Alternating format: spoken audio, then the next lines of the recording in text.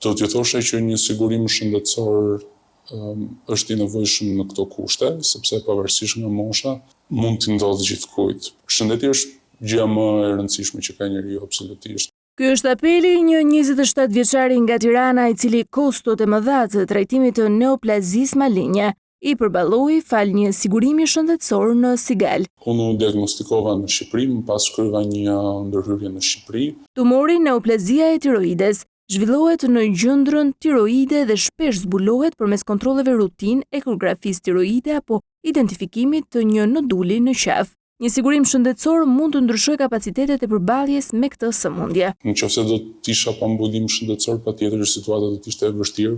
Trajtimi i kësaj sëmundjeje mund të përfshijë kirurgji, terapi me jod radioaktiv dhe ndjekje të vazhdueshme mjekësore. Në varësi të llojit të sigurimit mund të përfitohet dëmshpërblim në para kur konfirmohet diagnoza apo rimbursimi i shpenzimeve të trajtimit sipas kontratës. Shumica e njerëzve më aq sa kuptoj nuk e dinë që mund të përfitosh.